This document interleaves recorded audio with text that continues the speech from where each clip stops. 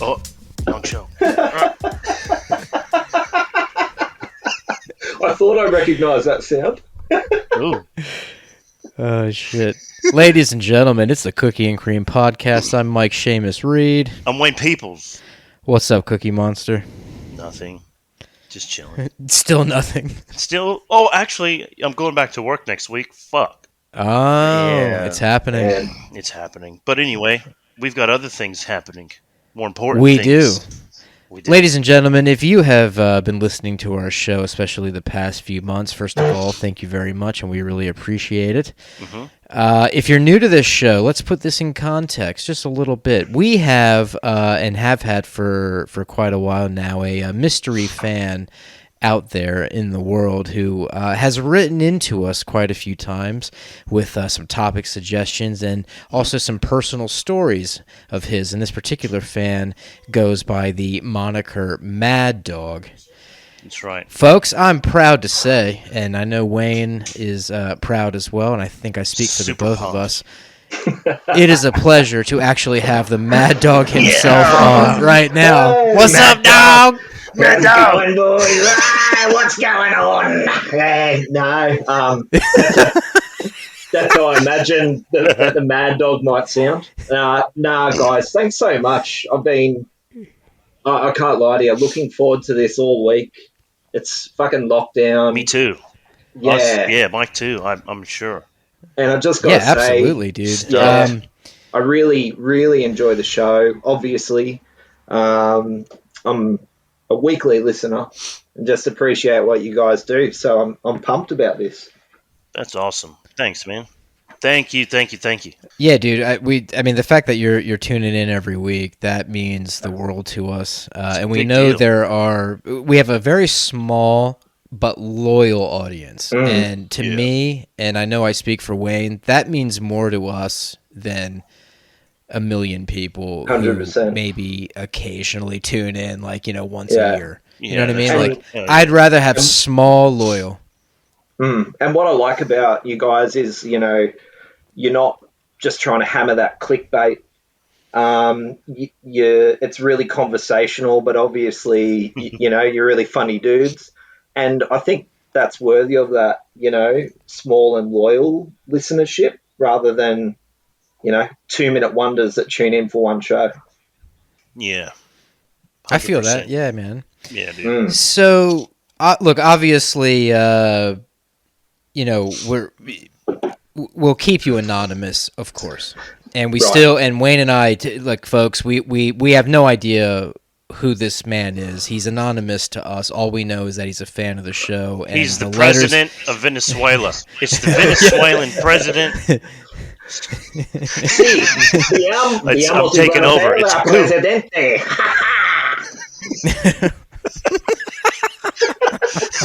Told you. So, Mad Dog, let me ask you, man, like, some of these stories you have written into us, and folks, if you have heard hilarious. some of these tales that Mad Dog has written in with, they're funny as shit. We've enjoyed every single one of them. For any new listeners, first of all, welcome. If you haven't heard any of these from the past episodes, you do yourself a favor, go back and listen to some of these. They're funny as shit. Yeah. So, Mad Dog, just without breaking anonymity, and we understand there's many reasons why someone would remain anonymous. We have no idea what you do for a living, and that sort of thing, and that's totally fine, bro. I think it's actually more fun keeping the mystery there. But yeah, that's something. without breaking the anonymity, what can you tell us about yourself, just, generally speaking? Like, who is the Mad Dog? Who is the generally Mad speaking? Dog?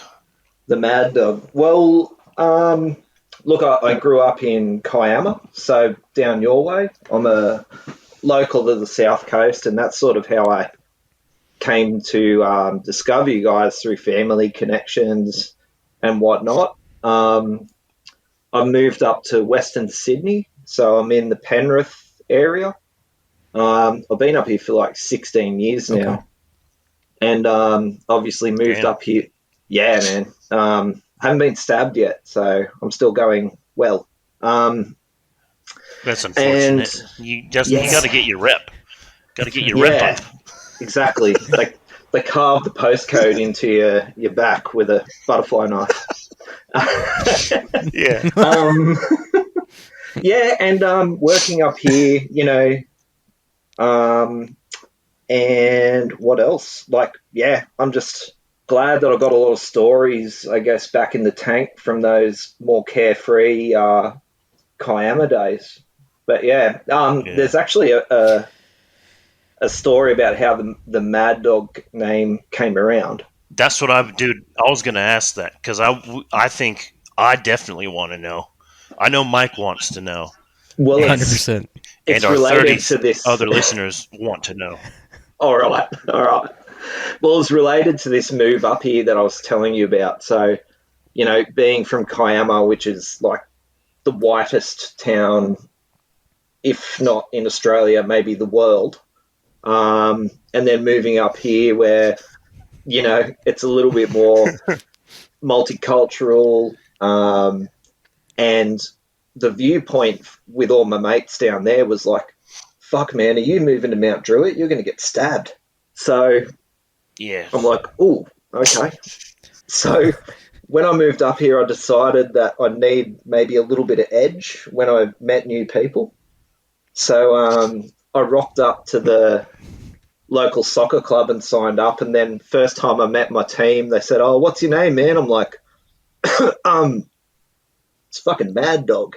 Oh my god! Did it? And how did that go down? They were just like, "Oh shit, we're not going to, give this guy any shit."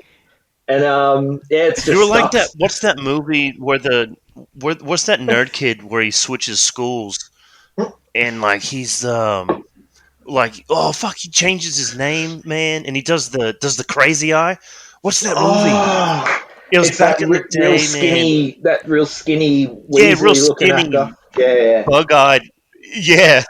it's classic. Did you classic. get your idea possibly subconsciously from that movie? Yeah, or something like that. That was it. Will Ferrell that had to go to jail. And he had to. That one too. Get Hard. Get Hard. Yeah. So I was like, "Fuck, I've got to toughen up here." Yeah. I'll bluff these motherfuckers. I'll just employ Kevin Hart to fucking be everywhere all the time till they get sick of us, and then do Exactly. it some more. So I have to say, just a side note, that movie, and I don't even mean to interrupt. It's just you remind me because that movie was just on the other night, and there's an insult in that movie when he's trying to get Will Ferrell to nut up and be tough, and he's throwing insults at Kevin Hart. One of the things he says, he goes, "I'm gonna take a photo of you and post it on InstaFuck." It's like that. I don't know why that line always kills me. But you're missing the best one, dude. The best line from that movie is like he has to be like hard, so he has to harden up, and he's like, "Yeah, man, I hate the blacks. Whenever I play chess, I just use all white pieces because I don't even give the blacks a chance."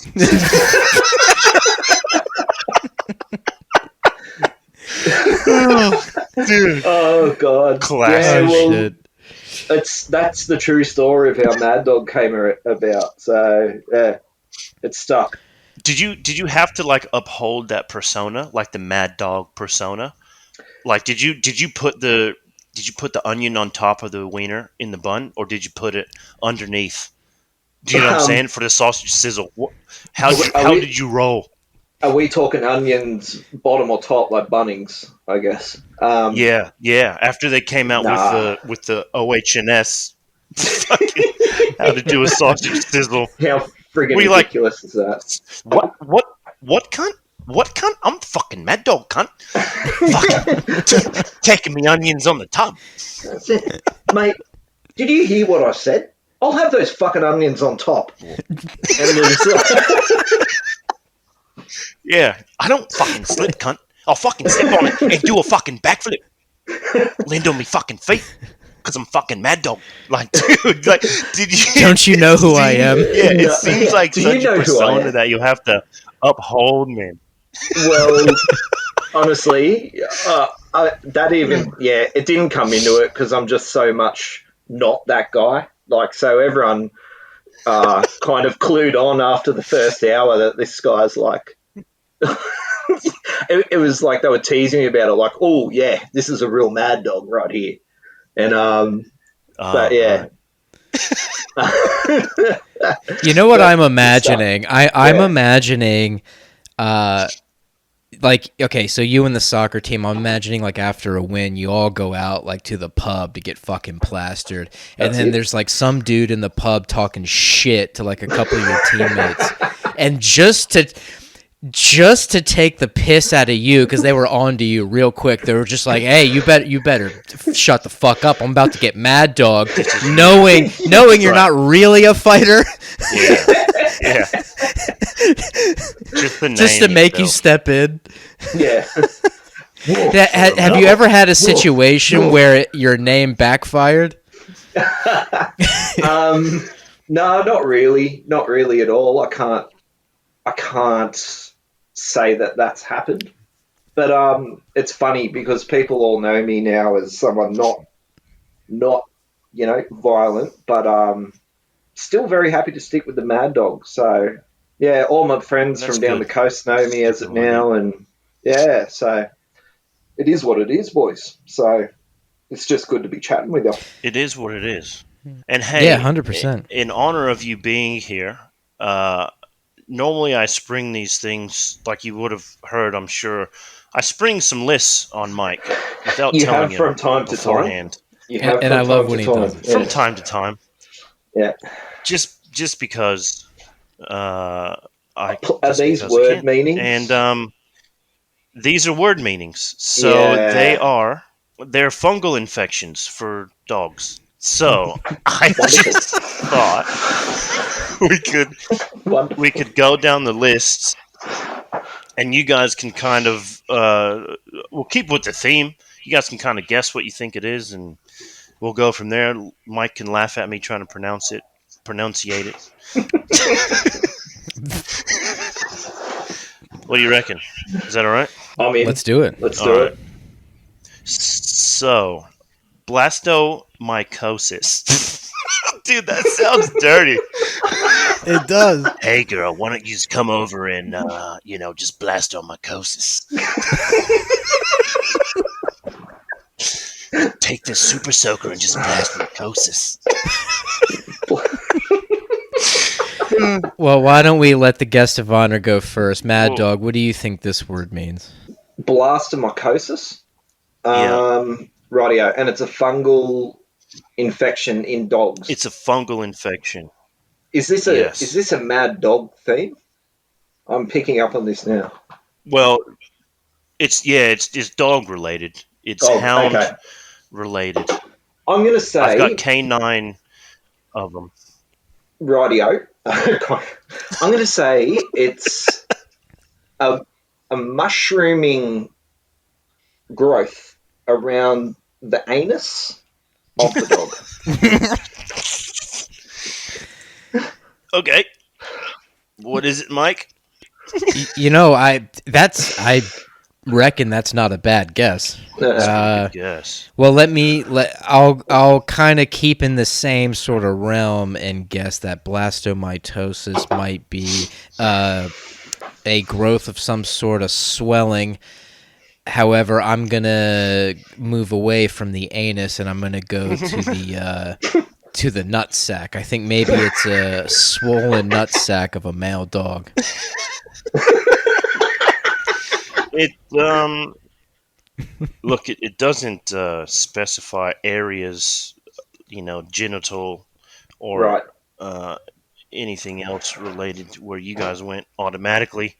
It just says that it's a fungal infection. It's a disease that can infect the eyes, brain, lungs, skin, or bones. Oh, pretty yeah, much so 100% sometimes of it the can- dog. Yeah. It's all of the dog. Are there any It parts leaves the left fur of alone. the dog? So Yeah, no you're, fur. Okay. you're fine to skin the dog afterwards and make a Yeah. fine coat. Just, you don't want anything to do with the rest of it. All right. Well, Um, that dog's fucked up if that happens. that dog's fucked, bro. Mm. All right, I'll go for a hard one. I sound like Pepper Pig when I fucking try to pronounce this one. Um, I think he means Porky Pig. What Pepper an asshole. Pepper Pig. No, Pepper. Which one's Pepper? Which one's Pepper? Oh no, because my kids watch Pepper Pig. Fuck. That's the kid's one. Because I do Pepper Pig with Arya, and I'm Daddy Pig. I'm always, oh, hello, Pepper, like that. Right. Yeah, it's pretty good, right? It is good. It is good. That's It's good. It's pretty good. Yeah. Oh, Yeah. Pepper, I'm a fat fuck. Pepper, it's just. I rate that. That's So good. yeah, all right. Thanks. See, Did I ever tell you the story about when Daddy Pig molested me? Shut the fuck up, Pepper. Oh, Pepper. That's the Netflix I told you once, special. and I'll tell you again. I'm going to call the police. Take your medicine, Pepper. And he like hands her like pills. Yeah, just Just slide. take this. Don't forget, Pepper. Don't tell Mummy Pig. I like that. I like that we've Oh, already shit. gone to pig molestation in this show. It's already got there because we're going Yeah. ham. Going ham. Yep. Oh shit. man, Oh shit. that makes me want to eat. So this one is coccididoidomycosis. Whoa. Coccididoidomycosis. It sounds like sexual. That's just where my mind went. Mike, Like, dude, do you wanna this chick take a just stab came at this over and first? coccididomycosis. Yeah, I'll take a stab, and you're right. Immediately something sexual starts popping into my mind. I don't know Right. why. It's like, hey, did you hear what my cockadiddle duda did in my mitosis?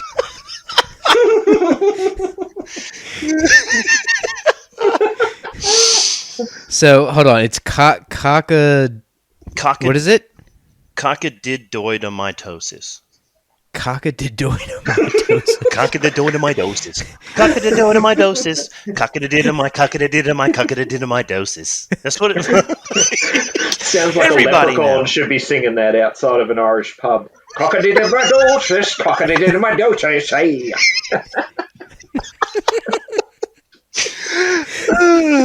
Oh, God. All right.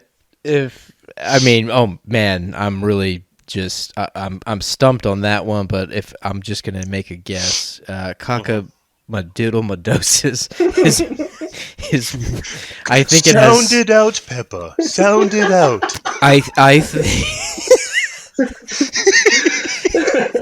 Well, let's start with the first syllable. Cock. Oh yeah. Keep talking. No, Pepper. Next question. I told you not All right. to If tell I had to Mum guess, about I that. think. I think maybe it's a bacterial infection.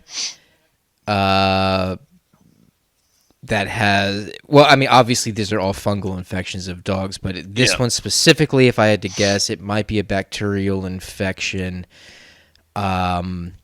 inside the colon of the dog. Okay, that's a different body part than before. Yeah, so it's a colon infection, Okay. Okay. if I had to guess. Yeah. Okay. What's up, Mad okay. Dog? What do you got? All right. Well, I'm going to go with the obvious. I think it only happens to male dogs. And I'm going to say it's a fungus that spreads on male dogs, but only those that have been desexed.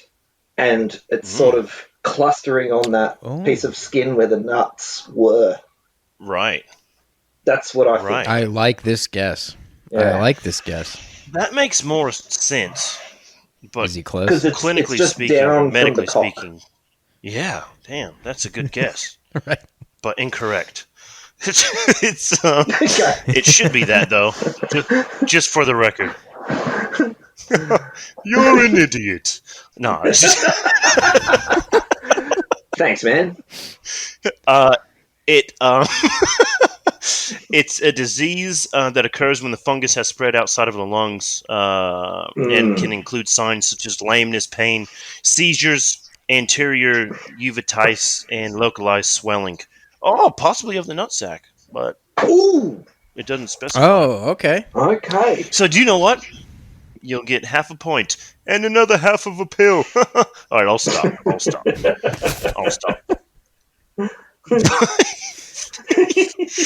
All right, I'll do one more, and then we can just have a quick chat. So this one is pythiosis. Keep it nice and simple. You guys have had your turn. I'll go first. I'll just read it verbatim.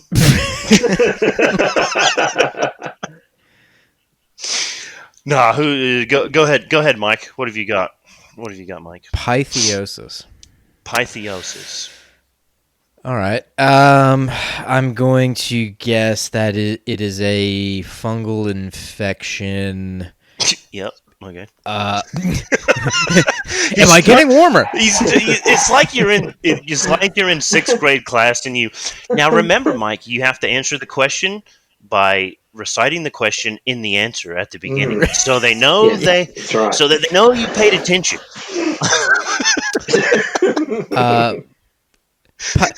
Pythiosis. My guess Yeah. would be that it is an infection of the bloodstream of a dog. Okay. That's my guess. Mine Okay. is. What do you got, Mad Dog? Yeah, I'm going to go fungal infection of the throat. You win. This one. Oh, is that what Are it you is? serious? Yeah, so it says Oh, shit. It affects the gastrointestinal system and lymph nodes. You beauty. Boom. I'll take that. Well done, Boom. Mad Dog. Yeah. Mad Dogs had that one, I feel. Got Oh, a yeah, bit of a scratchy throat. Yeah. The first time I got stabbed up north, I contracted that disease. Anyway, that's it. That's all I'll do for you. I'm imagining Mad Dog calling out of work going, hey, look, I got this pythiosis thing. It's no joke. Seriously, I need to rest up. This pythiosis. I would just I'm be gonna like get a keeping vet my eye on certificate. the Chinese calendar, and just in the year of the dog, just walk around like a fucking boss. Be like, bitch, you know what year it is? Yeah. Do you know who I am? This is my year, motherfuckers. Hell yeah. Sorry, if you're not going to come into work, we just need to see your vet certificate. I think was that before I interrupted you? Were you going to go there? I felt like I interrupted you. That was That's still your joke. it's this mic. Like I'm saying, there's a little bit of a delay there, so That's all right. it's all good. We're doing the best. Hey, we it's can. all good, man. I mean, look, technology's still incredible. We're talking over the internet. I mean, I'm in Albion Park. Wayne's over in Port Kembla. You're an hour and a half from us. Yeah. And here we are having this conversation with little to no issues. Venezuela's only an hour and a half away. Yeah, can you believe it? Can you believe it? Damn, technology is advancing, dude. Well, look, Those bullet trains. I'll take any time that you guys can praise the Australian internet, because I know how strongly you feel about this. Fuck me. Hey, Mad Dog, don't go there. You're going to piss me off. Same time. I invited you onto this podcast, and here you are talking some fucking shit already. I'm going to have to put another hamster in the wheel just to get this shit to stay on. Fuck out of here, dude. I've listened enough that I think I've figured out your guys' buttons, and that's definitely one of them. Oh, let me tell you this right now. Let me put this in context for you. The dog of Mad. Right. The only reason we're speaking right now is because 3 children are inside the house on a bicycle, pedaling away Yep. while their mother is whipping them just to keep the energy going in the house, just to keep the internet going. Throw them a lump of coal every Whipping now is and then. in Mike's DNA. He's got he's got the muscle memory from his ancestors. Mush, mush. Pick the cotton. Pick the cotton. It's all in the wrist. Hey, in my It's all in that defense, flick of the In the wrist. wrist. right? In my defense, my wife, who I injected into that terrible joke, is a woman of color. Yes. All right. Okay. So it's kind of like a revenge story Right. Okay. on her own children. It's come full circle. Oh, shit. Oh my goodness. It's that. You little shits don't know what my people went through. Keep pedaling. Keep pedaling. I'm going to oppress Do you know how back. cramped a wrist? Do you know how cramped a wrist can get after whipping for 8 hours a day? Oh shit. So, Mad Dog. Yeah, man. So let me ask you this, bro. So a lot of the stuff you've written into us, a ton of it, as you were saying, it stems from childhood. Obviously, a lot of these stories. So, if you could paint, why don't you, if you can, paint us a little picture? Like if you go back to, well, let me start here. I assume you're kind of near Wayne and I's age. We're both 36. I assume you're near that. I'm 38. Okay, cool. Yeah. We're the same generation. Yeah. We're all fucked, is what Mike's Yeah. trying to say. Old as shit. We all feel it. Yeah. Yep. Yeah, we're all old enough to vividly remember 9/11 and then Yeah. everything. Absolutely. After. Oh, hey, yeah, happy Everything, anniversary, by the way. 20 I fucking was going to years. say that. Yeah. Crazy shit. Americans You know, would be. It's America's 11 today, isn't it? Yeah, so the time difference right Yeah. now, as we speak, yes, Yeah. it is exactly 20 years. Yep. Yeah. To the Unbelievable, man. It's pretty wild. And tell you what, let's dive into that a bit later, because I'm sure we all, being 20 years and just the perspective of that, and we had mentioned this a couple episodes ago, the perspective of there's young people today who literally just have no memory of it, and that kind of, I find that to be really fucking crazy. It's weird. It is. That dude. there so are, weird. which is not, it's nothing against them. It's just the way life is, you know. Yeah. That's right. Shame But on Mad you for Dog, not being just- born earlier. Fuck. Yeah. Yeah, you young piece of shit. How dare you? Yeah. Fuck you. Why don't you paint us a little picture, man? Like, all right, so obviously we're the same generation. We're all Yeah. 90s kids, man. Yeah. Growing up in the 90s, chilling out. Like, so paint us a little picture. What was 90s life like for Mad Dog? And just obviously so many of these hilarious stories come from this era, Yeah. that decade, the 90s. Yeah. So, like, paint us a little picture about what you were like as a kid and how some of these situations would have even come up in your life. Oh, man. Jeez. That's a deep diving question, but yeah, look, On you the know, spot. yeah.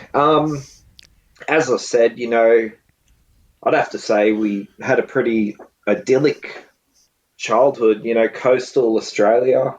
Went to the beach a lot, surfed a lot, small town, so everyone knew everybody. There was no, you know, iPhones and iPads and shit to distract you, so you got outside and spoke to people and rode Yeah. bikes and shut out of fig trees and played touch footy and, you know, all this type of stuff. So, Yeah. but it was, look, if I'm going to be completely honest with you, growing up, it was sort of a very half-half situation. So we, my family had an experience where we had a lot of money. So we were going to, like, I've been to the States like 6 times. We'd go on trips like My dad made a lot of money, but then without bringing too much of a downer on it, he actually passed away when I was 13. So Oh then, shit, bro. Yeah. Okay. yeah, so then life really kind of changed on its head. Um, Mum, did the best she could, but we ended up, in smaller housing, had to kind of move around a lot and, um, maybe made a few decisions that were a little bit misguided at the time, but I can reflect on it all now, and think Yeah, for sure. of how good that was because I wouldn't have all these bloody stories to tell. And I've come out the other side of it and um, can look back fondly. That's good. Did it let me just ask you quickly, did it or does it make you appreciate the things you have now? Because when you're growing up, you I don't know how lavish you lived, but you had money obviously. Mm. So does it like make you appreciate what you've got now as an adult and like what you can provide your family with? Like, does it, because you've seen both sides, right? If Yeah, I'm understanding it right, so does it make you appreciate like what you've got? absolutely. I think it really does because um, you see the good side of life, and then you also see how quickly that can all be taken away. So Mm, everything you got Yeah, dude. every day, it's not worth bitching and complaining about. If you got a roof over your head and you can put food in your gob, you're doing pretty well. So it does make me that's right. appreciate it, man. It really does. That's good. So that puts a That's bit really of a, good, man. a sad slant, I guess, on the question. But I guess, Well, yeah, let me I tell you just this, I bro. thought that was If important to you mention. know us, Yeah, Yeah. Oh, for you, sure. For sure. you know us though, bro. We talk about Have whatever. have we ever not been honest on this show? You know some of our quote unquote quote unquote controversial opinions or some of the topics that yeah, come up yeah, or some of the stories that have been told. Bro, we appreciate the fact that you Everything. would come on here and be honest and not try and fluff shit up and be some like Yeah, just I hate listening to a podcast where like they'll have a guest on and it's so obvious that the guest is trying to like fluff up their mm, life mm, and just everything is you is utopia and everyone I grew up with was an angel and it's just yeah, yeah. nah, dude, be like real. Yeah. honesty is the way to go, man. Like that's what I would Mm. prefer. So the fact that you were willing to get honest, Wayne and I appreciate the shit out of that. Yeah, This is That's what we do. probably although this is a comedy podcast, this is still one of the most honest podcasts out there, and I'll I fucking think vouch for so, that man. statement any fucking day. 100%. And Hell yeah. that's, I listen to you guys because you can tell that both you blokes are just real dudes. You're not trying to put anything on for this. I like that it's just a No. conversation between two friends and who happen to be hilarious. So, but yeah, I mean, Well, Appreciate it. you've heard me say many a times I'm getting older, so I give less of a fuck, oh, dude. bro, I don't give a shit. And I was just thinking on the um, you're praising me for being so honest, yet I'm not revealing. I'm lying about who I am, and not not no, revealing who no, I am. no. Certain secrets must be kept. Yeah, That's the oath of the mad dog. nah, Well, look, man, but but like I was saying earlier, I was sorry. I know we have a delay in the signal yeah, yeah, sometimes. I don't mean to talk over you, Mad Dog, but Fucking all Australia. good.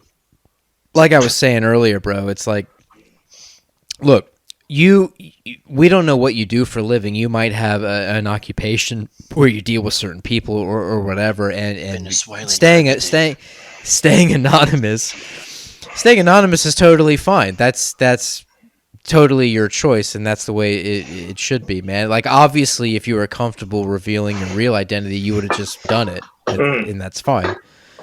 Now, I tell you what. Speaking of, because all right, so that story you were telling about your dad, and bro, I'm sorry to hear that. I can't imagine. Same. That, yeah. No, all good. But Now, yeah, I don't even know why I went there, but it's sort of like contextual around the different types of stories that sort of come up for me. Yeah. And you've got siblings from your stories, right? You've got at least one younger. I got one younger brother. Yeah. Right. Okay. Right. Yeah. So that would have, like, I'm the oldest son as well. So I could only imagine, like, correct me if I'm wrong, I would have then felt obligated to fill the father role shoes. Yeah. You know what I'm saying? If that was me, as the oldest son. So I could only imagine if you felt the same way, just, how you would have gone from a 13-year-old kid to, quote unquote, the man of the house, per se. Yeah, a little bit. Taught him how to do a good nude run. Taught him how to mow the lawn in the nude. Macca's drive-through, all these stuff. Yeah. But a little. That's why you never got arrested, because you were always forcing your siblings to do these things. You're stealing all his stories. It was my idea, but I didn't actually do it. I was whipping his naked ass, running behind him, fully clothed. Oh shit, dude! Oh shit. Well, in terms of, like, doing outlandish things as a child, and whether it was for attention or just whatever it was, like, I can certainly relate. And all right, so when I was about 6 years old, I'd say, and my brother Steve would have been about 4. At that moment in time, and I'm not trying to compare it to what happened with your dad, Everyone's but story our is parents, different. our parents divorced when we were that young. So there was a split. And I remember that morning, or it was actually evening. Now that I think about it, I remember the evening my dad, like, actually left the house, like, legit left. Wow. And it was like this fucking crazy ass moment, right? And we were just children. Yeah. But what I'm recalling after that, through the years, like, all the way into, like, through elementary school into middle school. So in the States, if you're not aware, Mad Dog, middle school is grades 6, 7, 8. Nah, son, 7 and 8. Where the fuck you go to school at? No, bro, we're in South. Maryland, 6, 7, 8, son. Nah, dude, 7 and 8. Come on, bro. Why would they create a Maryland's whole weird. different school just for 2 grades? I don't, like, really? Because America. That's a great question. Because freedom. Freedom. Yeah. That's why. No, well, I honestly think middle school is to give you a transition between elementary school and high school. Yeah, it's a Well, that's transition one. quite literally what it is. Good job, Wayne. But in Maryland, it takes 3 years. Where I grew up, it only took 2. Advanced. Hey, this algebra is fucking hard. Hold on, man. I need 3. I need 3 years of it. Hold on. Man. This algebra here, that got letters in it. That's pretty good, Mad Dog. No, thank you. Hey, Mad Dog's living in Louisiana in the bayou. I can't understand those niggas half the time, dude. The Bayou accent is something else. Oh dude. my god, dude! That is just like the epitome of smile and nod. Yes.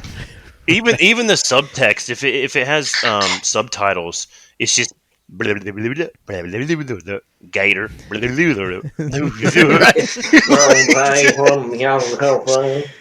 Yeah. Because it's sort of Jargon. isn't it fused with like French influences, that accent? Actually, yes. Yeah. So this the Bayou and like New Orleans. There's like okay. So the reason why the French Quarter in New Orleans is called the French Quarter is there was, if I'm not mistaken, I'm not a history major, but Because you didn't spend 3 years in middle school. Or- well, I did. Missed that It didn't chapter. help. Oh, I learned that There in 2 was a years. lot of French influence and settlement way back in the day. Yeah. Don't expect me to explain all the shit because I don't know. But yeah, French definitely French influence. has a lot of influence Yeah. down in that area. Yeah, for sure. So and what I was saying about just comparing to your experience, Mad Dog, like in the 90s. So like when my parents split, when the father figure was out of the house and we only saw him basically on the weekends, I remember being a child and it was this crazy like switch that went off in my head. I don't know, this must be, I think this is like a boy thing. I think when the male figure, for whatever reason, whatever it is, when they exit, whether it's temporarily or permanently, depending on your situation, obviously, when the male figure exits, I feel like young boys have this sort of natural biological tendency to start rebelling in certain ways. 100%, man. Like this is where all these I just stories come from. I Man. feel that way. Yeah. So like my brother and I, dude, like this, it's very strange. Again, we were very young when that split happened.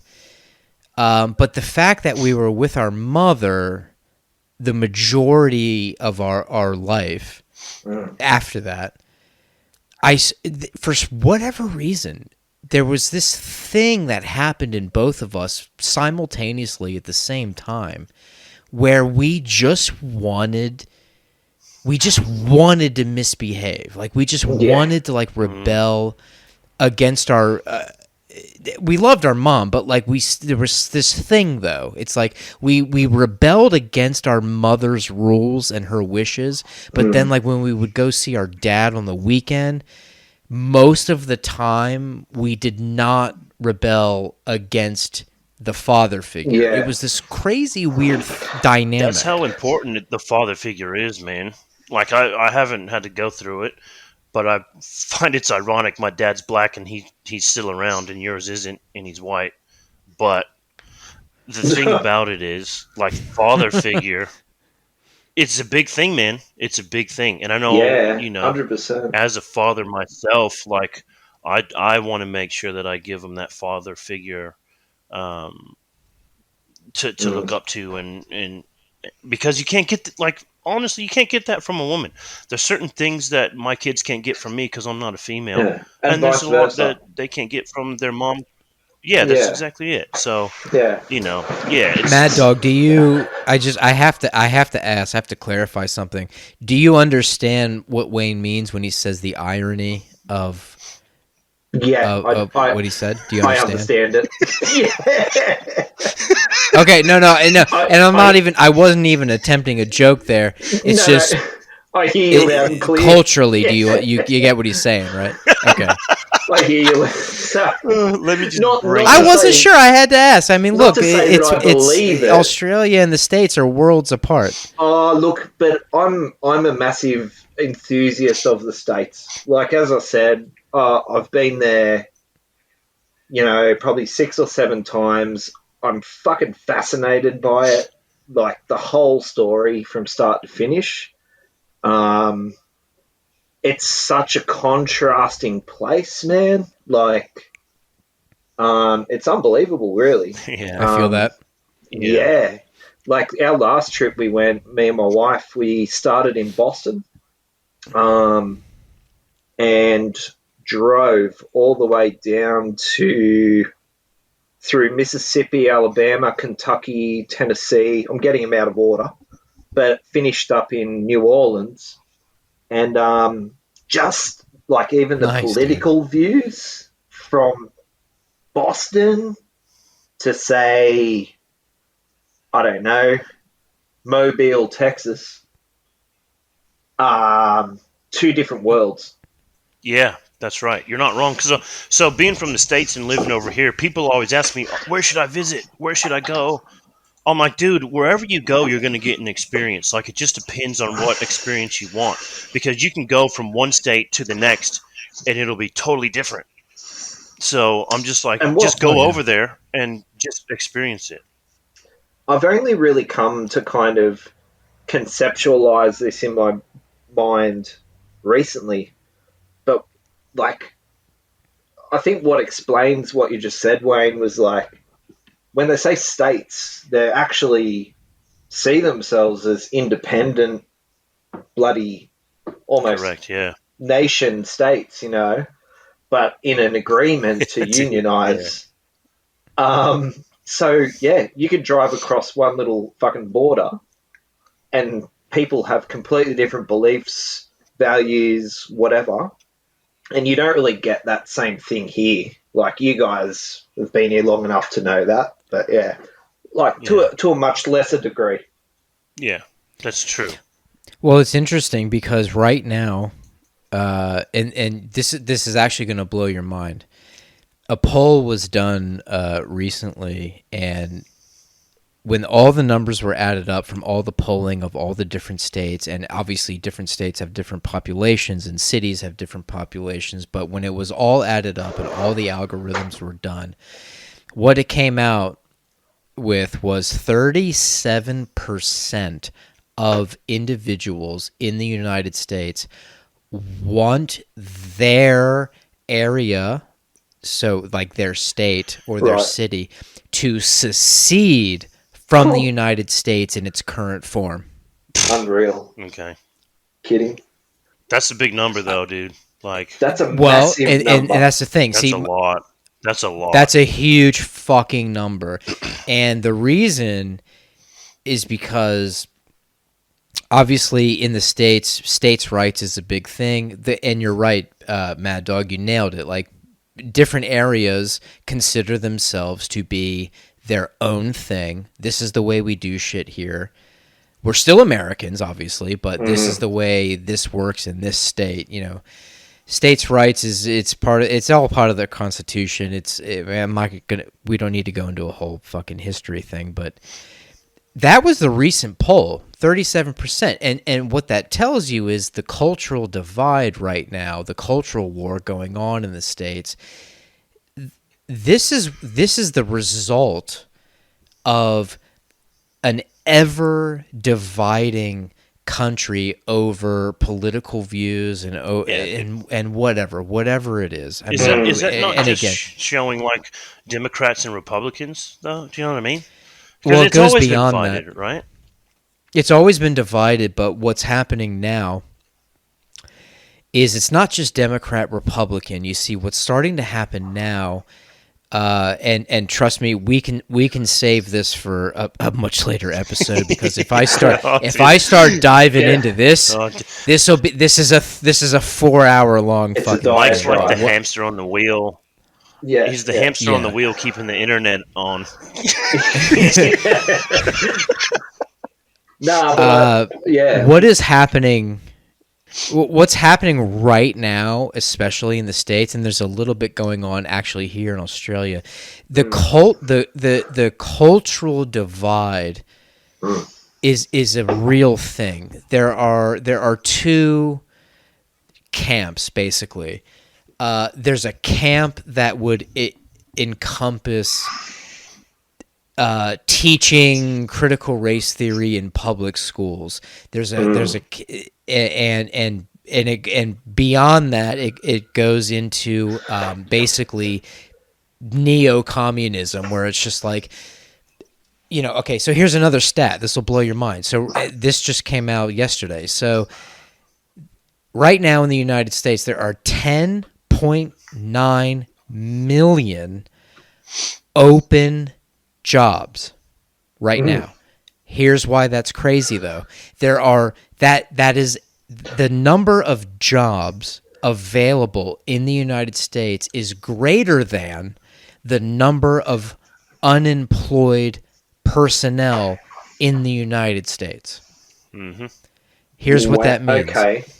It means that the it means the U.S. government has continued to pay people to stay the fuck home and not work, and they're paying people more money than they would make at whatever, at a minimum wage job or even a job that pays a little more than that. What you are looking at right now is not only a cultural divide, but you are looking at the stepping stones to an economic collapse of the United States. And I promise you, by January 2022, we are going to see a major fucking downturn. Yeah, in the I US agree economy. with you, man. I agree, 100%. Anyway, I'll end my little thing there because again, that's 4 hours long. I'll stop there. That's just a little hint of what's to come. That's just a little preview because I promise you, the U.S. dollar and the U.S. economy. I promise you, when January comes of 2022, just you fucking pay attention to the news and you'll see how fucking terrible it's gonna get. Yeah, it's unsustainable. Yeah. Wow. 100%. But so I wanted to ask you, man. So like talking about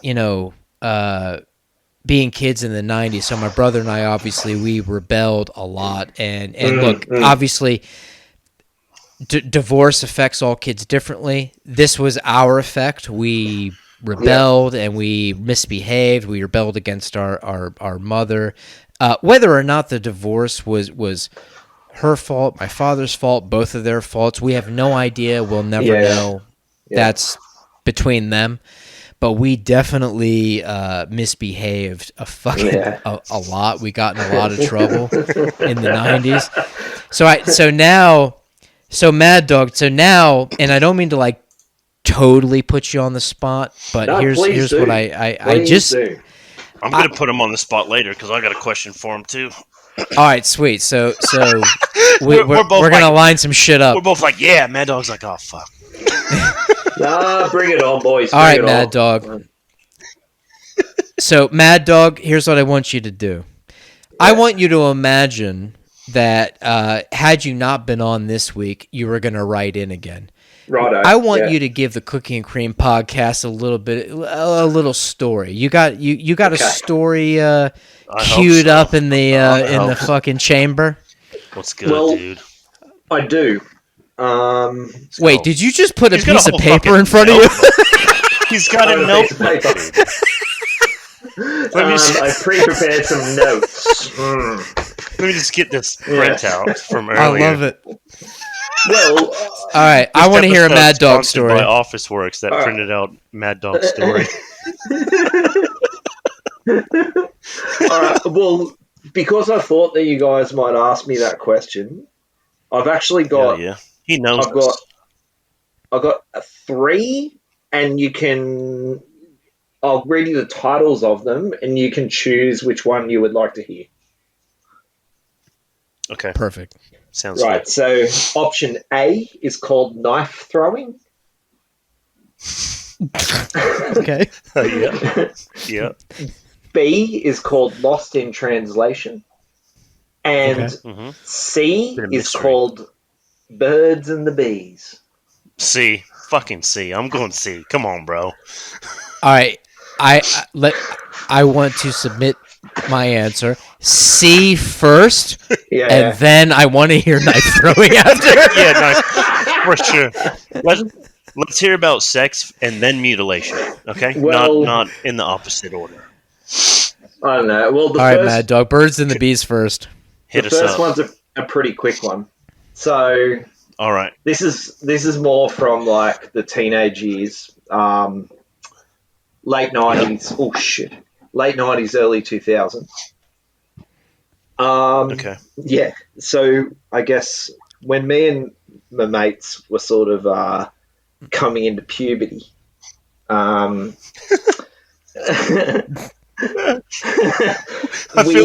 feel like we're gonna find out Mad Dog's gay. I've been waiting for this moment to do the big reveal. Yeah. Why are you telling this story from a closet? I feel like you're gonna burst out. I'm sorry. Please Well, continue. you're right. So when my mates and I, everyone kind of gets a bit sex obsessed in their teenage years, especially kind of that 14, 15 age group. Everything's about sex. So we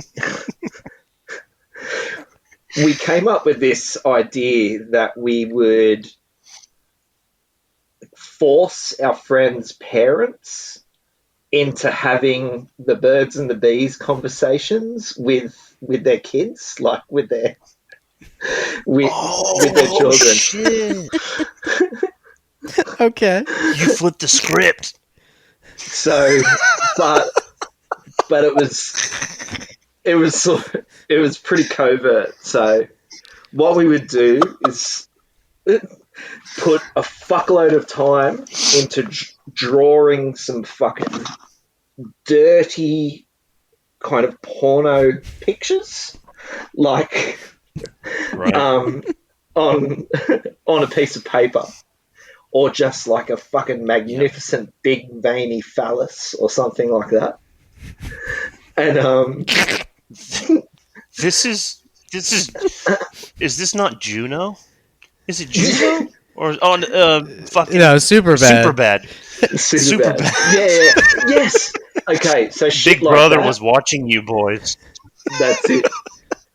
Shit like that, but more often than not, it was like people that were in these really fucked up sexual positions, and and then we'd boldly title them like across the top of the page, like make up names for the position that we've drawn, like the koala or the harbour bridge or the drill bit. Oh, so you guys made them up. Yeah.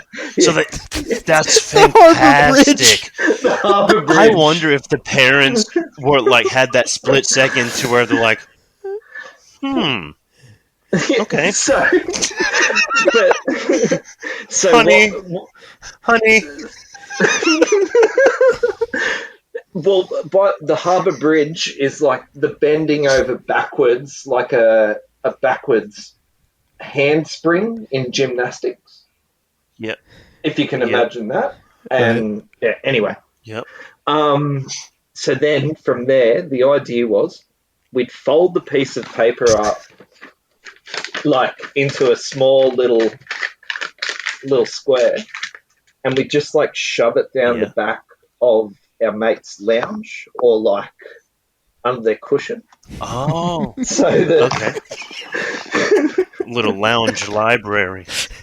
So that when their mum or their dad was like vacuuming the lounge, they'd come across this shit. Jesus. Oh my God. And have to bring it up with their kids.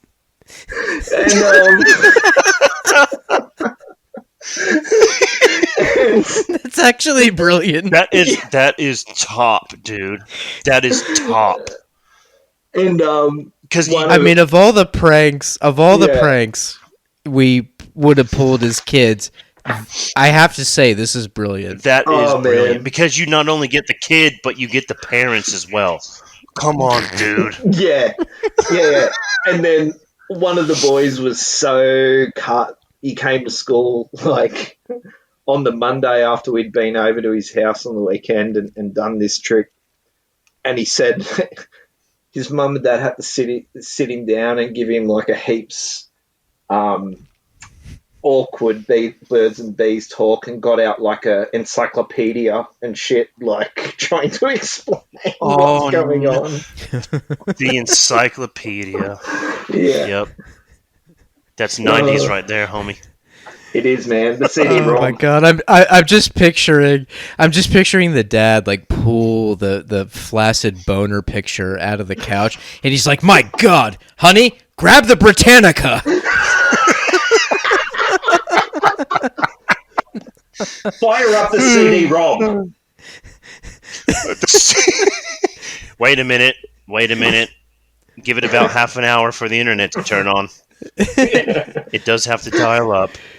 Oh, Hang up the phone, Emily. Hang up the phone. I'm giving the talk.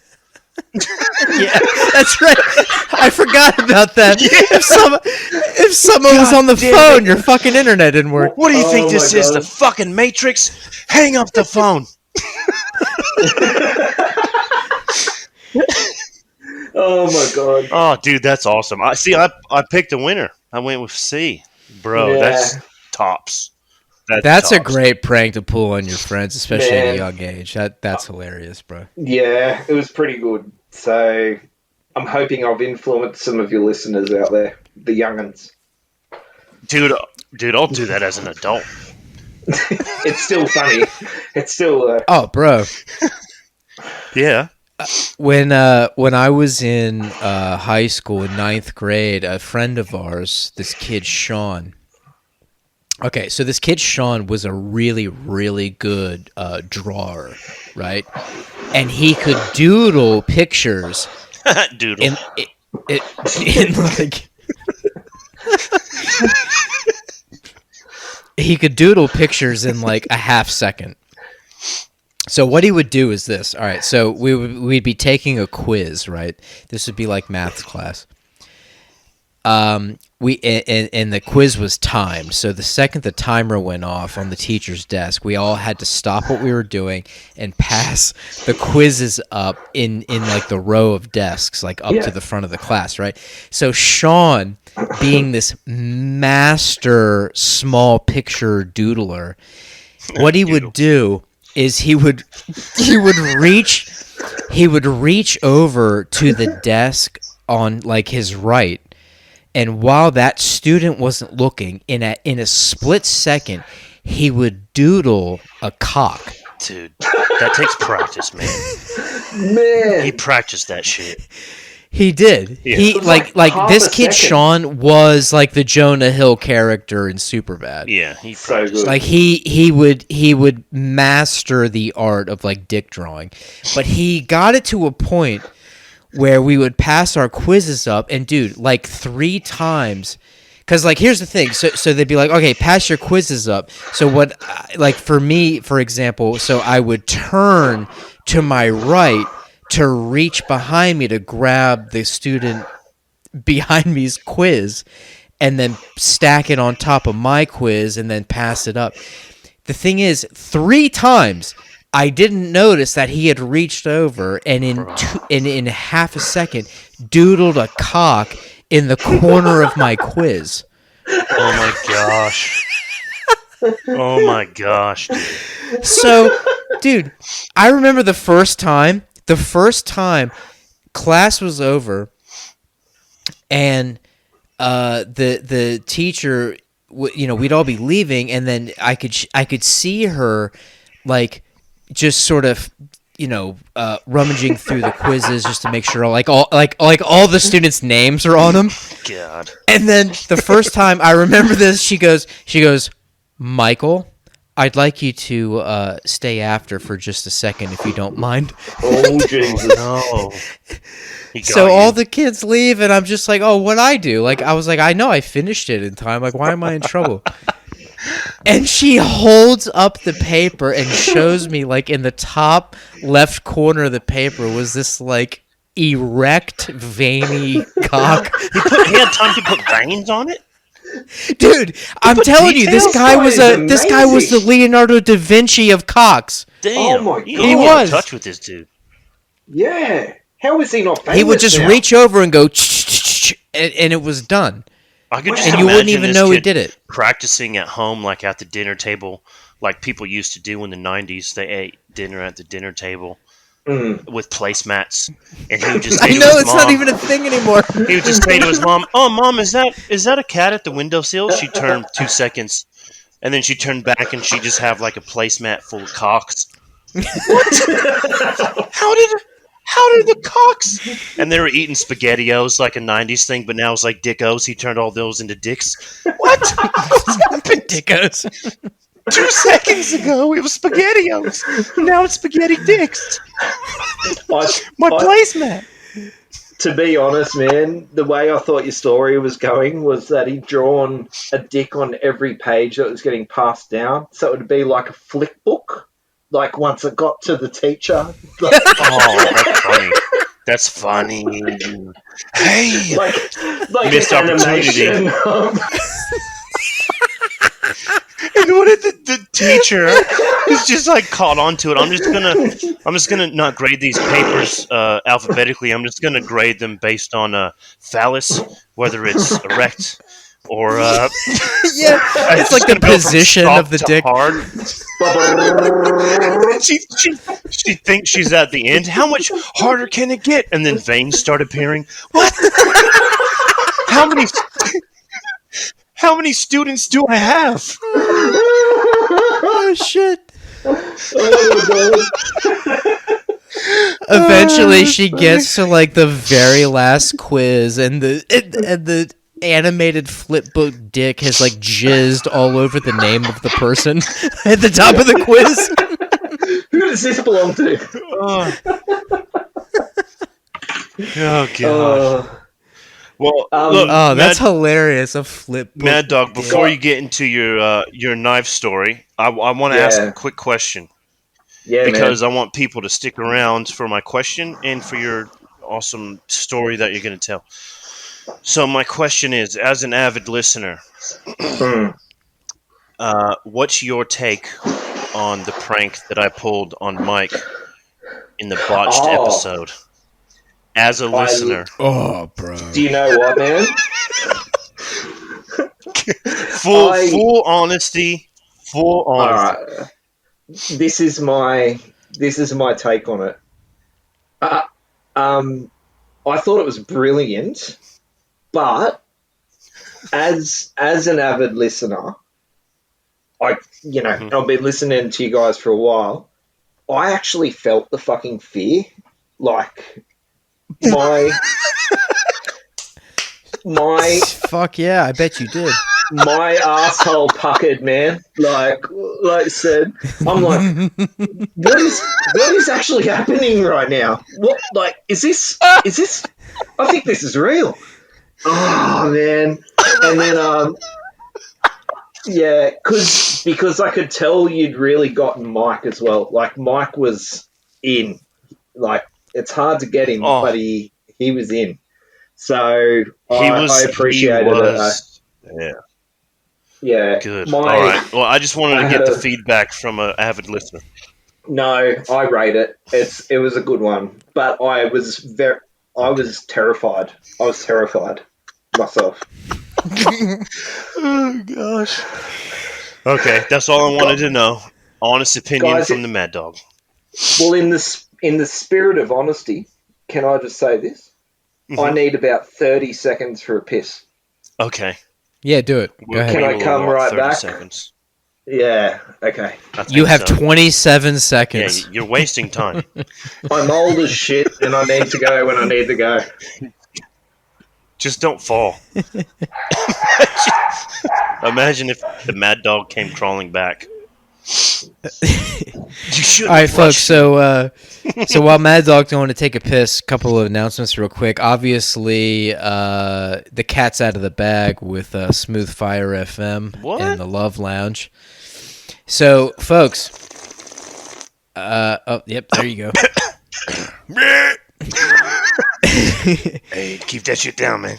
Bro, so check this out. So, obviously, again, if you're an avid listener, you know Wayne and I, an offshoot of the Cookie and Cream podcast is the Love Lounge by Smooth Fire FM. That's right. And the fellas over at 1001 Songs That Make You Want to Die podcast were nice enough to put that show on their platform. Hey, Mad Dog's back. He's back. So, Mad Dog, I was just making a quick announcement.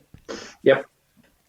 So what we were just saying that, and you're aware of this, obviously, as an avid listener. So we have created an offshoot of this podcast called the Love Lounge, right? Smooth Fire FM. So all our fans, we appreciate Yeah. you listening to us, and we appreciate the support on the that side project Yep. we've been doing. Fun. We appreciate 1001 Songs That Make You Want to Die, their podcast. We appreciate them actually putting the Love Lounge onto their platform. So They're thank huge you, platform, fellas. top 10 globally, dude. It's like, going crazy, isn't it? And that's how I found out about you guys, really. Yeah, see, there you go. Oh, okay. I didn't know that. So you were listening to 1001 Songs That Make You Want to Die, and then you got turned on to ours from there. Because those 2 episodes that you guys were on Makes were 2 of my favorite episodes. Like, it was laugh. Oh, shit. Okay. Yeah, it was laugh from start to finish. It was so good. Yeah. Because Mike kept killing it. Because he kept fucking murdering, dude. I had to tell him to shut up because, like, my stomach was hurting from laughing. I was like, "Fucking stop it!" The tub thumping accent. Yeah. Do you remember? Oh, right. Yeah. And I was like, right. It's like, dude, you just And I kept was like, fucking going. I've had one lager drink, and then now you're going to tell me you're going to have a fucking vodka drink. That was fun, man. Those guys are so much fun. check out 1001 Songs That Make You Want to Die. They're doing awesome things. If you don't know already, now you know. Absolutely. So, dude, and Wayne, I haven't even told you this yet. So I was talking to Chibs of the 1001 Songs podcast. So he was shooting me some download numbers of the Love Lounge. Really? Okay. Fuck yeah, dude. What's up, bro? We're already above 1,000. What? Nice. I'm serious. The Love Lounge, our little side project on their platform, is already well above 1,000 downloads. Come on, and man. we only just started. Man, shit. So it's like, we really appreciate those guys coming on. Fuck yeah. And the Love Lounge. Look, I tell you what. The Cookie and Cream podcast is fun as fuck every time. Yeah. We know that. I love it. Our listeners know we have fun. You can tell we have fun. There's something about playing fictional characters that adds a whole nother element to fun. Yeah, that's right. Jesus, dude, Mad Dog, I tell you what, stay tuned, brother, because after a few more episodes, what I'm going to release on the platforms is a audio blooper reel of the Love Lounge. Nice. Dude, are you? Yeah, bro. So, dude, you wouldn't believe. Like Mad Dog. Have you listened to like all the Love Lounge stuff yet, or not yet? No, I have definitely. You have? Okay. Yeah. All right. Awesome. So obviously. Thanks, dude. Yeah. Yeah, dude, thank you. Seriously.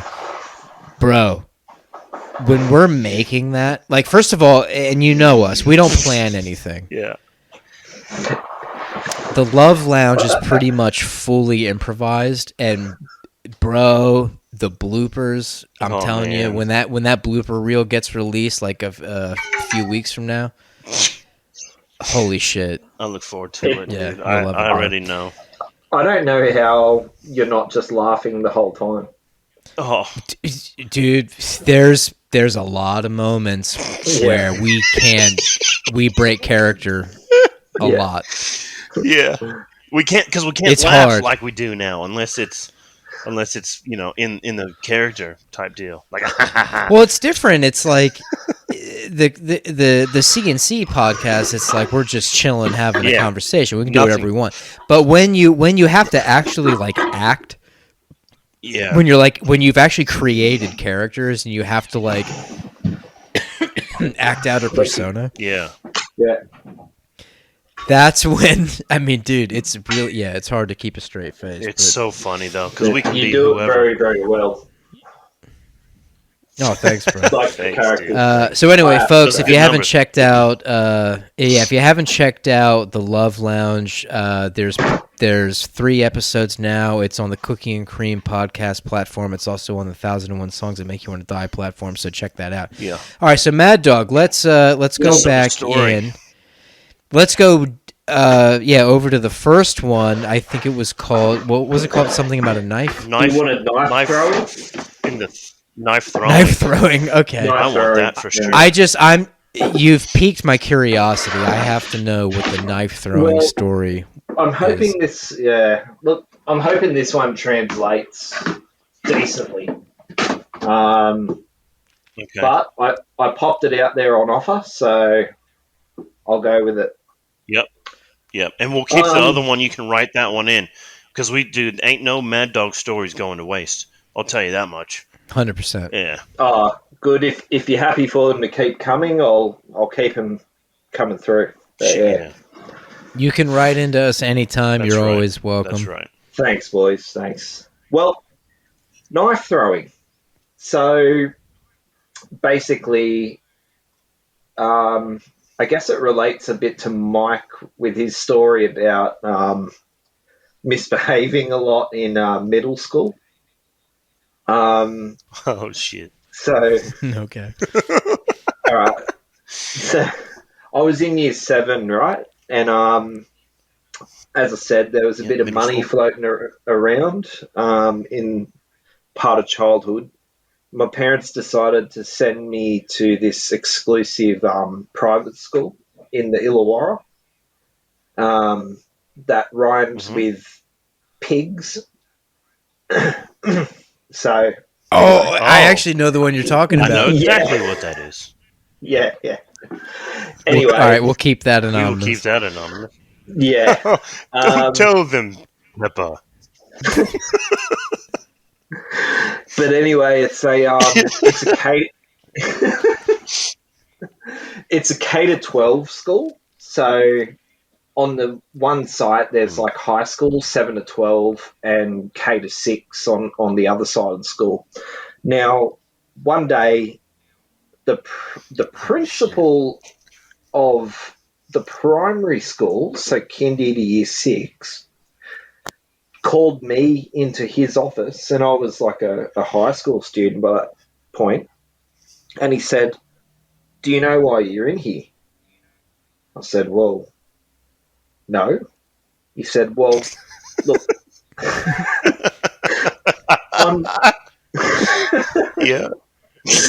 I'm I'm sick and tired of you bullying and harassing and intimidating my primary school students. Like, you've just got a bad reputation, and when I'm not standing for it anymore, I'm going to be speaking with your parents, like, blah blah blah." I'm like, I'm sorry, but I think you've got the wrong person. Like, because I was never about that shit. Like, I'm not going to pick on little kids or anything like that. It was a legitimate case of mistaken identity. That's all I can put it down to. But this guy was not giving up. Anyway, long story short, suspended. Really? Wow. Yeah. That's a big deal when you're in school, dude. Like suspension, that's Yeah, that's man. heavy. 100%. So obviously I'm filthy at this fucking principal. So I'm at home and I decide I need to get some anger and aggression out on this guy. So so I got the school yearbook and found a little photo of his head, and I clipped it out of the magazine, Yep. stuck it on a shoebox, and then took it out. Classic. Yeah. Yep. Took it out into the Shoebox, backyard. Have you ever done this? I've used a shoebox as target practice, not for someone's face, Yes. but just Well, I stuck this dude's face on it. Anyway, the idea was to go out in the backyard and So I just went full Joker on his ass, right? I went full Joker. I'm going full Joker. So I'm out in the backyard with my brother, and we're just throwing rocks at this thing, like just to fucking, this guy's an asshole. Fucking, let's peg his face with rocks. Like who knows what you're thinking at that time. Yeah. Yeah. Anyway, I'm like, well, this isn't really having the effect that I really have on my hatred for this dude. And I'm like, Yeah. said to my brother, wait here a second, I've got a fucking great idea. I ran it. I ripped the photo off. I went and blew it up to like life size on my on like the fax copier, like enlarger at the time, back in the 90s. Oh, see, so now it's premeditated. You gotta be careful with This that is shit. premeditated. If it's impulsive, it's different, but it premeditated, Yeah. they'll get you for that. when it stuck it back on the shoebox, fucking ran upstairs, grabbed like the two sharpest fucking butcher's knives that I could find in the kitchen drawer, and the idea was to go back and just fucking like ninja star knife throw this guy's head off on the shoebox. Yeah, dude. Right. Yeah, we did that as kids. Yeah. Well, did. this is so validating to hear this, that you get this, because I thought I was the only psychopath that did this. Yeah, Nah, okay. dude. Like honestly, I've let my anger out a few ways similar to that. Straight up, and that's in my opinion. I'm not a fucking health professional or no shit like that, but that's healthy.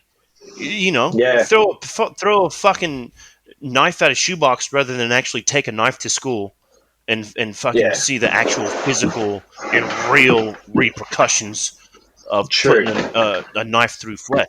You know what I'm saying? True. So, True. and dude, kids nowadays have tools where they can internet bully and blah blah blah, which we couldn't do that back in our day. But yeah, dude, I don't see nothing wrong with that. Honestly, Well, Yeah. If only the Columbine shooters had shoeboxes, yeah, that's why they were so upset, because they didn't fit in their vans anymore. yeah. I said I wanted Nikes, Mom. God damn it, Mom! My Tony Hawks are too small. I don't want Airwalks. I don't fucking want Airwalks. The I don't want Airwalks. Reebok pumps. Oh God. What was the? All right, so you go outside with these butcher's knives. Well, this is where the. Can I guess? Sorry. Can I guess something? Yes. Can Without you can hopefully guess. not spoiling this one. Did it turn into a competition? Absolutely not. Oh, okay. Okay, that's different That's- then.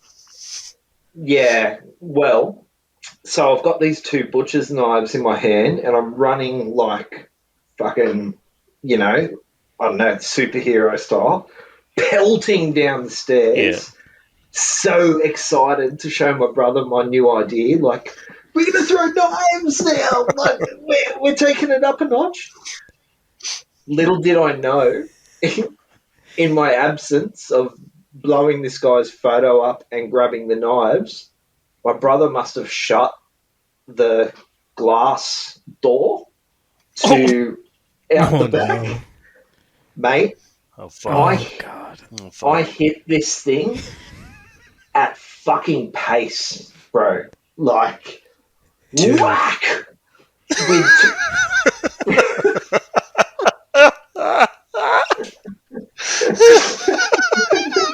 I'm sorry. I'm just imagining a little kid Oh, I'm just going picturing it. face first. Yeah, but I just hear with the.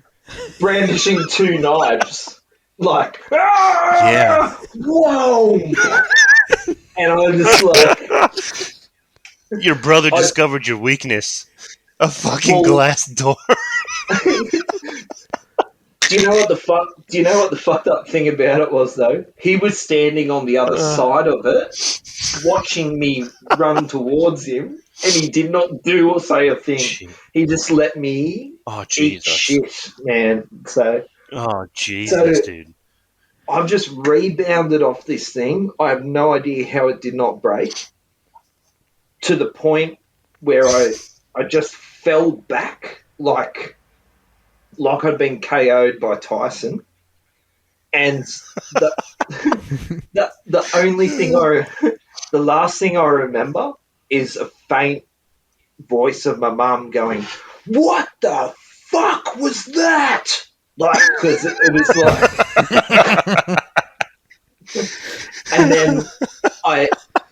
This is 100% true, and if you ever meet my brother, you can ask him this. With the last skerrick of consciousness that I had before I passed out into, like, Oh Jesus. it knocked me unconscious. I was that scared of mum that I slid the two knives across the lino under the lounge so she wouldn't find out that I was playing with knives, and then just passed out and became unconscious. So you still had your wits about you, like a fucking boss. Well, That's boss Sounds shit. like it. out of complete fear, that was the last thing that I made sure I did before I succumbed to the blackness. You covered your tracks, bro. I like that. So I like it. that it's a misleading story because it never actually arrived at knife throwing, but that was the idea. Well, let me ask you this. So once you came to and the situation had passed and some time had passed, did you have to then like go and sneak the knives back out from under the lounge without your mother knowing? That is a great question. The answer is yes, because yeah. my brother, he covered for me, so yeah, had to sneak him back in. That's twice so far in your Yeah, stories that your man. brother's covered for you, bro. Your Yeah, brother he's sounds solid. like a stand-up guy. He's He's solid covers as. for you. sounds like a trooper. Sounds He's like a solid as, trooper. man. Yeah. Not as solid 100%. as that fucking door you ran into, though. you got fucked up. I have honestly, to this day, no idea how it stayed intact. I hit that like a fucking linebacker. Really? Yeah, I like man. the reference as well. Well, I did notice football season's Wow, kicked dude. off. Yeah, so yeah. It has. It has. Do you watch? Do you watch it all? I'm a Patriots man, which Oh fuck! I All know. right, nice podcast, Mike. Yeah. Mike, hit the hang up button. Yeah. Hit it. Oh, bro, you were I'm such a gonna cool say- dude, Mad Dog. Oh, bro. But I'm going to say this, not Tom Brady bandwagon. I'm talking from 1993. Okay, so early. All right. You know what? Yeah, I can respect that a lot more. I can respect Yeah, that. I can respect that.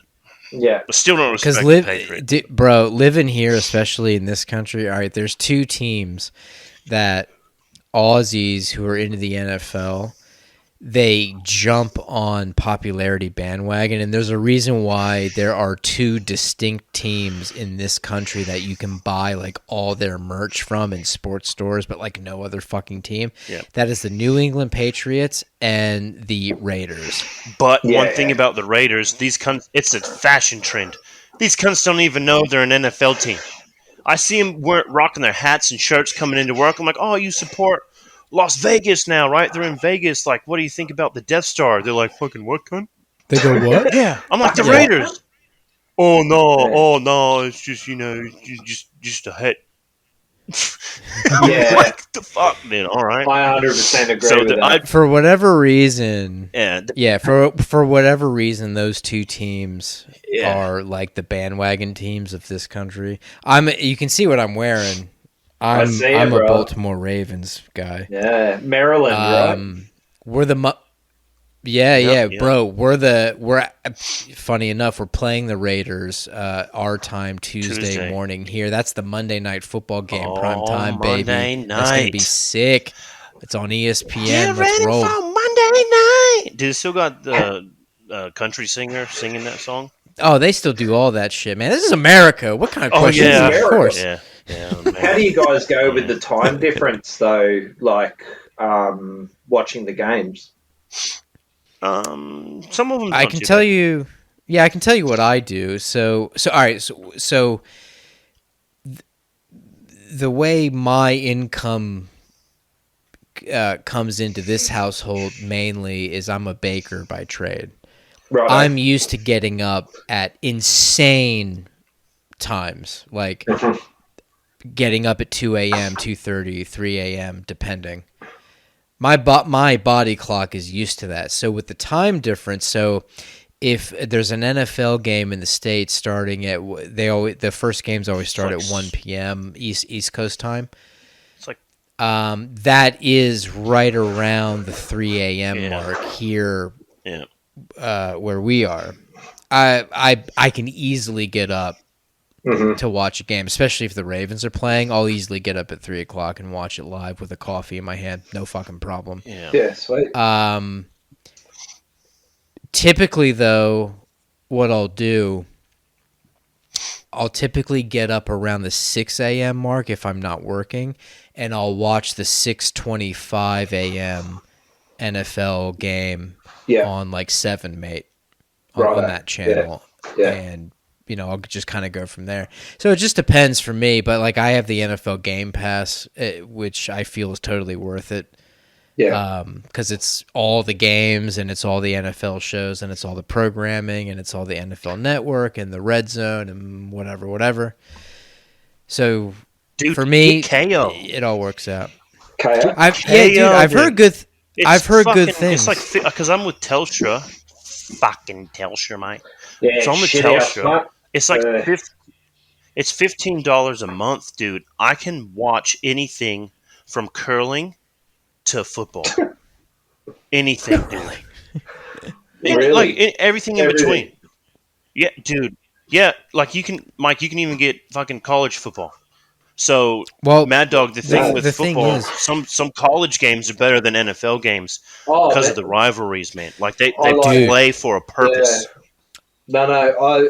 Do you know what? You bring up it. So I recently watched that soapy documentary show Titletown High on Netflix. Right. Have you heard of that? It's about high school I've seen football. it passing. Yeah. It's high school football in Georgia. Yeah. Mate. An Australian cannot fathom how big high school matches are. No, they can't. That's right. Nope. Let alone colleges, let alone NFL. But I think it goes back to what we were saying before, whereas each state is so independent of the others, sometimes it's like colleges represent that state. Am I right in saying that? Oh, fuck yeah, dude. 100% you're correct. Yep. Yeah. So that's where the craziness and the allegiance comes in. My wife compared the grand final, the NRL grand final, to the Super Bowl. And I'm like, well, you're delusional. It's not even comparable. Oh, it doesn't even. What? This is the same thing. I played high school footy and there was like 15 people on the sideline. Yeah, it's different. Yeah. Different culture, bro. Just this morning. Huge, man. Huge. Yeah. Unbelievable. Just this morning. So we have ESPN here at the house, and just this morning. So right now as we speak, it's Sunday. As we're recording this now, Sunday here means it's Saturday in the States, which means college football is on. So what I do is I'll chuck ESPN on, and college football will be on. And I turn to my wife and I go, "You want to see something crazy?" This is before I even put it on. Because I know in the States, most places there's no lockdown. Like, they're out of all that shit. They don't like, no one gives a fuck anymore about COVID, right? Yeah, that's right. Yeah. So I look over at my wife and I go, "You want to see something fucking wild?" And the reason it's wild is because of where we live. We're in a lockdown situation. No, ain't nobody going to a sporting event. You know what I mean? Yeah. I go, "Watch this." I turn ESPN on. Iowa is playing Iowa State. Ooh. Dude. The stadium is packed to the rafters. It's sold the fuck out. What is it, like 50, 60,000? It's more than that. There had to. I'm telling you, there had to have been 100,000 people at this Wow. place. Shit. It was a sea of people, and I have to say, it was so good to Yeah, see. that's It good was to see. amazing, Yeah. 100%, man. bro. Well, hey, College football live it's a whole So nother good. level. let me ask you both this question, because I know we're getting on an hour and coming up to an hour and 40. Let me ask you both this question before we come into wrapping it up, if I may. Okay. Of course. So, are you, with what's upcoming, are you taking the red pill or are you taking the blue pill? Mm. Oh, red, son. I want to know more. No hesitation. Mm. Mike's like, give me that red shit. Yeah. What about you, Mad Follow Dog? the white rabbit. Red 100%, man. Yeah, I'm open. I want my Yeah. brain open. Yeah. Yeah, because you're same era as Mike and I. So you were Yeah. introduced to the Matrix just like both of us were. So we all In grew the up watching cinema. it, man. That's right. In Oh, bro. when you could go to God the damn. movies. Mm. Oh my! You God. remember, let me ask you two, do you remember the first time you went and saw the original Matrix in the movie theater? Do you remember that feeling you had walking out when it was over? Yep. It was Yes. like you just went to a fucking heavy metal concert, Yeah, dude. bro. Yeah. Yep. I was so pumped. Yeah. I felt like I was a foot I was taller. questioning everything. Yeah. I had some fucked up dreams. I do remember that, just because my mind was just not resting. It was just flaring, dude. I am so pumped up for Matrix 4. Oh. I am So so relevant excited. now, That though. trailer, So that relevant. trailer's fucking great. Mm. Do you know how I'm failing as a father? My son saw the trailer. He goes, "Oh, what's John Wick doing in the Matrix movie?" I'm like, God damn it! But here's the thing. Okay, so I gotta now fix I that. have to bring this up. Now I have to bring this up quickly before we get out of here. Okay, What's up? let's go back to the John Wick trilogy. Do you know what the fan theory is for who John Wick is? It better not be Neo. Dude, Oh. okay, hear this out. Hear this out. Okay. When the first John Wick movie came out, first of all, fucking amazing trilogy. John Wick is the shit. I love it. Yeah. Okay, there's a fan theory that started gaining traction after the first movie, Okay. and that is John Wick is Neo. Now just hear this out for a second. Is this before the release of the Matrix 4 that they were doing it? Like Way before. I'm talking Okay, about when okay. when the first John Wick Wow, movie yeah. first came out. So Matrix That's early Reboot on. Straight away. wasn't even Yeah. talked about yet. Matrix 4 Yeah. probably wasn't even written. Okay, yet. that's more interesting then. All right, so the fan theory was this. The fan theory is that John Wick was just another version of Neo. It was Neo, basically, it was Neo serving some other purpose in the Matrix. It was just this like alternate version of Neo, right? And here's where some of the evidence starts coming in. So if you watch some of these like evidence videos on YouTube, what they start pointing to are these weird little Easter eggs in the John Wick series where like, okay, so like John Wick will be in a club, like a nightclub, like shooting motherfuckers. Dude, if you actually watch and they show footage of this, there are people around the situation that don't even react to what's going on. They're just going about their life because of Right. the programs. Oh. That's And you can that's see a bit this. far fetched for me, man. That one's a bit Okay. far fetched. Well, Maybe it was just some if shitty you and again acting look, from the extras. well, yeah, that's Yeah. see, that's when you unplug from the Matrix and you go, nah, those are just shitty background extras, and they go, oh, right, okay. Do you know the biggest Easter egg of all? I heard this one. It's the same actor. Oh.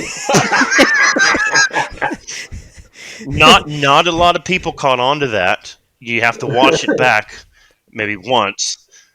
Well, here's what's funny. Here's what's funny to me. So again, you can go on YouTube and look up these fan theory videos I about love John it. Wick being Neo. I love it. And look, they are very entertaining. There's a lot of actually like credible sort of clips they show, incredible evidence to this theory. And look, it's all for entertainment purposes, obviously. Yeah, yeah. But here's what's interesting. So now I watched the Matrix 4 trailer. Well, interestingly enough, what they've decided to do with Neo is he looks exactly like an older John Wick. Yeah. He's got the long hair, the beard. Oh. You are looking at fucking, at least visually, you're looking at fucking John Wick. Same actor. That's interesting. And yeah, believe it or not, same actor. I think his name's Keanu. His name's Bill from Bill and Ted. What if it's a Bill and Ted? Fucking show me that fan theory. Right? Like fucking Bill got caught up in the phone booth Yeah. in some other dimension. And he's just like, Wow, stallion! Well, hey, how do they get out of the Matrix? They pick up a phone in a phone booth. That's how Trinity did it the first time. Hey, Oh, now shit. I'm on to something, motherfucker. oh shit. And But it's the anyway, same regardless of all the fan theory and all the and whatever, I'm so pumped for Matrix 4, Hell and yeah. because and the two of you, obviously all of us can relate to this. Shit, yeah, we man. grew up with the Matrix. Yeah. I'm so happy they are continuing this thing. And a lot of people are like, well, wait a minute. How could they? Hold on. How are they? What's the new story here? How are they going to work this dynamic, like with Trinity and Neo, and especially with what went on in the end of the Matrix trilogy?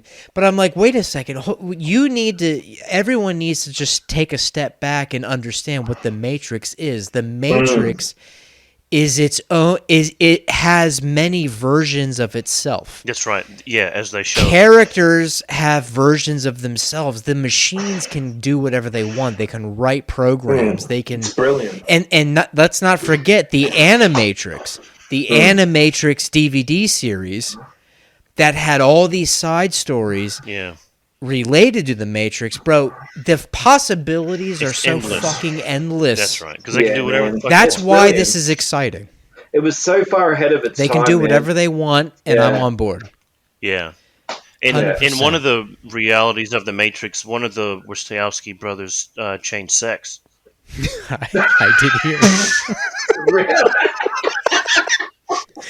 I That's- actually heard it. I you heard just- it was that's both. I didn't know you were another, serious. Yeah, Easter really? egg. It's just another Easter egg for you. Yep. So if you're not aware, I'm pretty sure it was both. However, the director for Matrix 4 is Lana Wachowski. Right.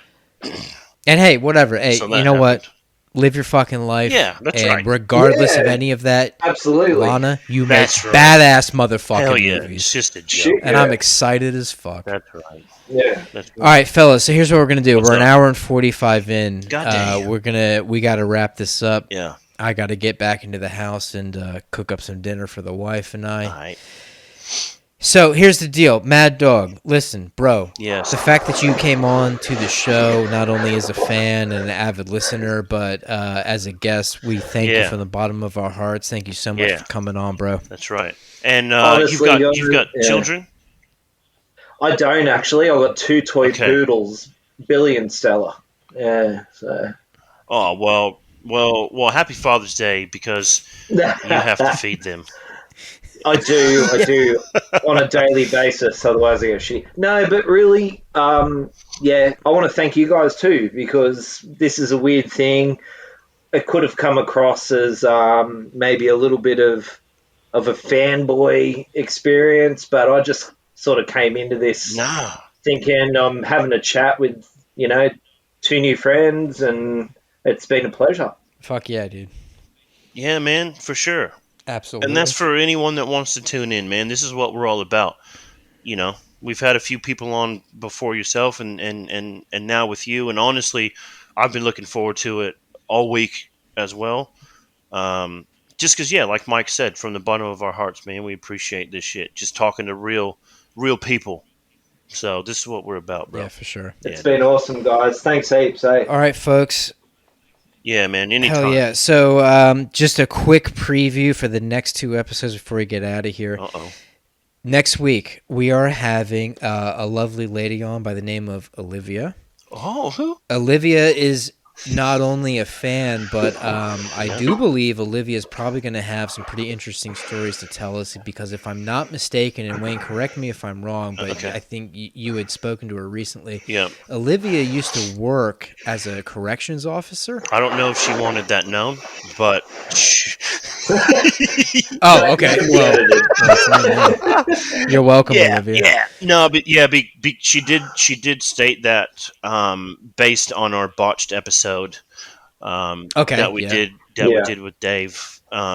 So yeah, I don't see why she wouldn't want to talk about what it. we'll do, even if she didn't want that known, what we'll do is we're happy to keep the last name out of it. Yeah, and yeah. then it's whatever. It's anonymous. So, all right. So that's coming up next week. We'll have Olivia on. Yep. The week after, and this will be really interesting. So there is a gentleman coming on who has spent years investigating and deep diving into the deep web, the dark web. Oh, mad! We don't And like that. he's We don't like yeah, that. he's coming on. Now, The world. this gentleman is web. coming on. Yeah, that's a true fan right there, people. Oh, call back, baby. This gentleman who will obviously remain 100% completely anonymous because of what he does, but this gentleman he's going to take the time out of his schedule, whatever that schedule may be, to come on the Cooking Cream podcast to talk about Dope. some of the discoveries and some of the goings on and the happenings that occur on the deep web. Damn. And some of this includes, like, just, for example, the Silk Road, which I think was like... Yeah. The Silk Road was a thing where people would buy illegal items with cryptocurrency and Could you have it buy a illegally shipped. Could you buy a penis on that? Sure, why not? Could buy a penis drawing. But he'll tell us, right? So that's the week after. Just employ the dude you went to middle school with. Like that's how you get his number on the dark web. Dark web.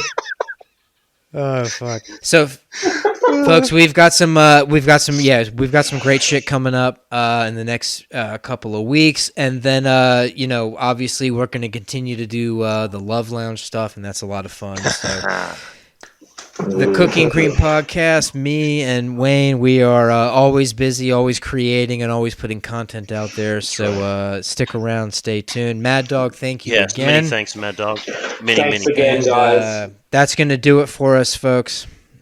100%, brother. We're going to get out of here, and we'll catch you next week, folks. Peace Peace out. out.